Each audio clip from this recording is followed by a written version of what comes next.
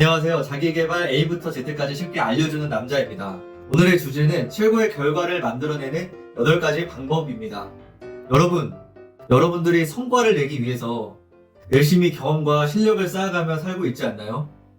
공부, 직장, 일, 인간관계 등 모든 영역에서요.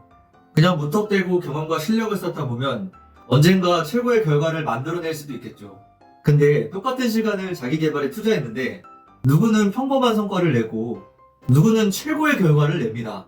그들은 그저 열심히를 넘어서 효율적인 방법으로 실력을 쌓았는데요. 이 8가지 원리를 정확히 알고 활용한다면 여러분들도 더 효율적인 자기계발을 할 수 있을 거라 생각합니다. 이 방법은 저만의 방법이 아니고 무언가 특별한 방법도 아닙니다. 여러분들이 이미 다 알고 있을 수도 있어요. 저는 이 방법들을 체계적으로 정리했고 그 방법들을 함께 활용했을 뿐입니다. 이 8가지 원리가 정답은 아닙니다. 인생에 정답은 없듯이 자기계발에도 정답은 없죠. 다만 이 원리를 잘 활용한다면 분명히 더 큰 성과를 만들 수 있다고 확신합니다. 시간을 아끼고 좀 더 효율적으로 자기계발하고 싶은 분들은 이번 영상 끝까지 보시고 이 원리를 적용해보면 도움이 될 것 같습니다. 바로 시작하겠습니다. 8가지 원리입니다. 첫 번째는 에너지 관리입니다. 우리의 의지력에는 한계가 있어요. 하루 일과를 마치면 대부분 우리의 의지력은 바닥까지 떨어지죠. 억지로 나를 눌러가며 자기계발할 수 있지만 심리적인 압박으로 인해서 최고의 성과를 발휘하기 힘듭니다. 그 상태에서 자기계발을 한다면 다음날에 오히려 생산성을 떨어뜨릴 수 있죠. 이럴 땐 자기계발 안 하는 게 더 낫습니다. 다음날을 위해 휴식이 필요하죠. 우리의 의지력은 체력하고 가장 큰 상관관계가 있어요. 그래서 체력을 비축하는 것도 중요하지만 체력을 키우는 게 훨씬 유리하죠. 사실 운동을 해야 한다고 이렇게 돌려 말했습니다. 특히 유산소 운동은 체력을 키우는 데 가장 유리하죠. 걷기나 달리기는 어디서든 가능하니 추천드립니다. 또 몸을 사용하는 활동을 하면 에너지 상승뿐만 아니라 뇌가 활성화되어 성과를 올리는 데 훨씬 유리하죠. 두 번째는 시간 체크입니다. 자기계발하겠다고 마음을 먹었으면 최소한의 시간 확보는 필요합니다. 이 시간에 자기계발을 해야겠다고 결단해야겠죠. 개인마다 스케줄이 다 다르므로 스스로 정해야 합니다. 매일 같은 시간에 하는 걸 추천드리며 처음 시작할 때 30분부터 시작해서 점차 늘려가는 걸 추천드립니다. 투자하는 시간이 늘어나면 당연히 성과도 늘어나겠죠? 세 번째는 양질의 지식입니다. 우리는 시간이 부족해서 성과를 못 내는 게 아니에요. 계속 실천하면서 실력을 쌓을 수도 있지만 시간이 오래 걸리죠. 주변에 열심히 안 하는 사람 거의 없잖아요. 대신에 원하는 결과가 안 나와서 포기하는 경우가 더 많지 않나요? 그래서 더 좋은 결과를 내기 위해 양질의 지식이 필요합니다. 책을 통해 마인드, 효율적인 방법을 배우는 게 좋죠. 그걸 내 거로 소화하는 능력, 아웃풋에 초점을 맞춰야 합니다. 네 번째는 시스템 만들기입니다. 우리는 인간이죠. 우리는 쓸데없는 곳에서 에너지 낭비를 많이 하는데 에너지를 많이 비축해 놓아야 최고의 퍼포먼스를 발휘할 수 있다고 생각해요. 올바른 환경을 만들고 좋은 습관을 만든다면 더 적은 힘으로 더 높은 퍼포먼스를 발휘할 수 있습니다. 다섯 번째는 중단기 목표 세우기입니다. 우리 뇌는 끝이 있다고 생각되어야 책임감을 가지고 더 집중할 수 있도록 설계되었어요. 데드라인 효과를 활용하는 거죠.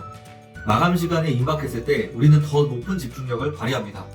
특히 단기 목표는 생각보다 더 강력한 힘을 발휘해요.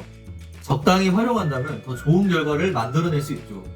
여섯 번째는 몰입입니다. 최고의 퍼포먼스를 만들어내기 위해서 몰입은 필수예요. 주위의 모든 잡념, 방해물을 차단하고 자신이 원하는 곳에 모든 정신을 집중하는 거죠. 우리는 나름 열심히 하고 있다고 생각하지만 우리 에너지 중 극히 일부분만 사용해요. 몰입을 한다면 훨씬 더 많은 에너지를 효율적으로 집중시켜 더 높은 퍼포먼스를 만들죠. 그냥 집중하는 것과 다르게 몰입은 시간 대비 5배 이상의 효율을 발휘한다고 합니다. 자부심, 만족감, 성취욕 같은 긍정적 감정을 느끼게 되면 몰입을 하게 되는데 이는 의욕을 북돋는 역할을 하거든요. 그러다 보면 무한정 빠지게 될 수도 있어요. 중독처럼요. 그래서 몰입을 하고 나서는 자기 객관화를 꼭 하는 걸 추천드립니다. 7번째는 자기 객관화입니다. 지금 우리가 하는 건 나를 성장시키는 자기 개발이죠. 그래서 내가 어떤 상황인지 체크해 볼 필요가 있어요. 내 상태를 정확히 알고 문제점을 찾고 가야 할 방향을 잡는 것이 굉장히 중요하죠. 문제는 인간은 본능적으로 생존을 위해서 이기적으로 시스템 되어 있다는 점이에요. 타인의 입장에서 생각해보지 못하고 내 입장에서만 생각하고 사태를 바라보게 돼요. 그러면 자기 개발을 하다가도 자신에게 더 관대한 평가를 내리게 되죠. 자신감이 부족한 사람은 과소평가를 내리기도 하고요. 그래서 더도 아닌 덜도 아닌 상태를 유지하기 위해 나를 바라볼 필요가 있습니다. 그래야 흔들리지 않고 쭉 나아갈 수 있어요. 더 나아가 인간 성숙, 의식 성장 단계를 가기 위한 기초 단계가 자기 객관화입니다. 그래서 자기 객관화는 단기적으로 효과를 보는 게 아니라 장기적으로 매일 꾸준하게 해야 도움이 됩니다. 8번째는 비전 세우기예요. 자기 개발을 통해서 무엇을 이루어야 하는지 본질적인 질문이죠. 그저 부족함을 채우기 위해서 자기 개발을 하고 있는지 확인해야 합니다. 자기 개발을 위한 자기 개발이 아니라 비전을 위해 하다 보면 지속적으로 할 이유가 생기는 거죠. 성공에 있어서 끈기가 가장 중요한 요소인데 명확한 비전이 있다면 내가 오늘 자기 개발을 하는 이유에 대한 답을 알려줄 거예요. 자, 이제 마무리 정리하겠습니다. 이 구성은 무작위로 나열한 것이 아닙니다. 단계별로 구성했어요. 그래서 상위 단계를 하기 전에는 하위 단계를 제대로 했는지 체크해보면 좋겠습니다. 특히 1번, 6번, 7번 과정은 자기 개발을 하기 위해서 가장 중요합니다. 자기 개발을 처음 하는 사람이라면 이 순서대로 접근해보는 걸 강력 추천합니다.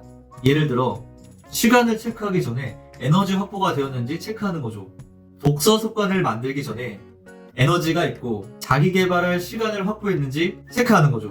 오늘 나온 8가지 방법들을 잘 활용해서 여러분들이 자기 개발을 하는데 도움이 되었으면 좋겠습니다. 오늘 말한 8가지 방법들에 대해서 각각 콘텐츠를 만들 예정입니다. 쉽게 따라할 수 있도록 A부터 Z까지 알려드릴게요. 영상 끝까지 봐주셔서 정말 감사합니다. AZT남이었습니다.